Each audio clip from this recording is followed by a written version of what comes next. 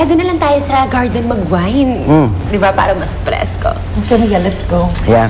Let's go, babe. I'll bring you wine. Oh, thank you.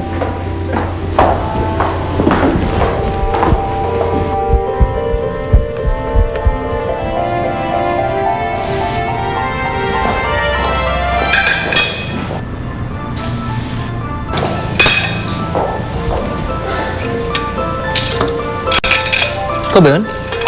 Sinisitsita mo ba ako? Hoy! Ano ka? Feeling ka ha? Di kita type. Check!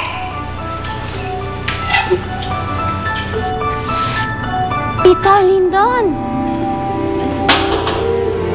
Ano yun?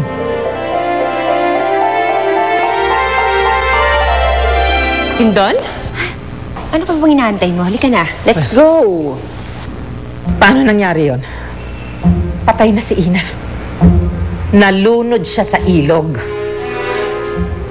Sabihin mo sa akin ang lahat ng nalalaman mo. Hindi. Hindi siya nalunod. Sinagip namin siya at dinala sa mundo ng mga duwende. Naging prinsesa siya dun pero hindi kailanman nakaroon ng kapangyarihan. Prinsesa pala siya, ha? Eh bakit siya pumasok dito bilang katulong? Sagot! Dahil naalala niya ang tunay niyang pagkatao. Bumalik siya para magpakilala sa mga magulang niya at mabuo ang pamilya niya. Hindi ako papayag. Hindi siya parte ng pamilyang ito.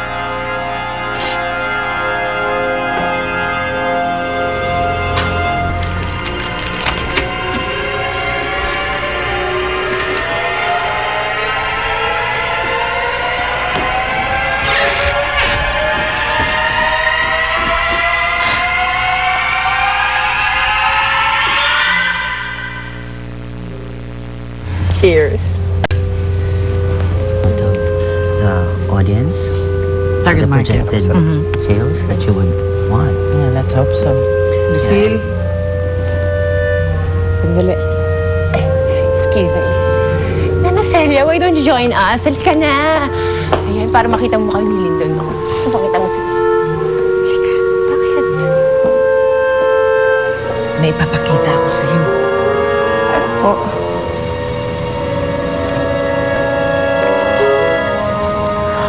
Oh my God! Ano yan? Maligno? Huwag ka maingay. Baka may makarinig sa'yo. Ano ba yan? Duwende to.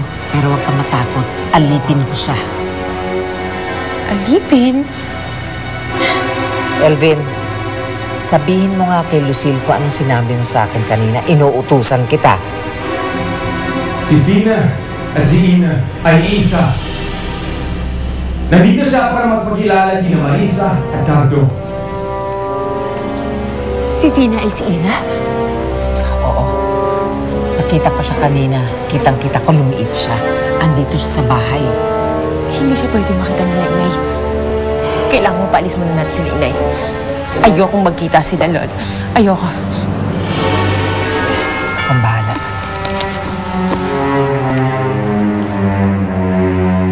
Prevent loose and sagging skin as you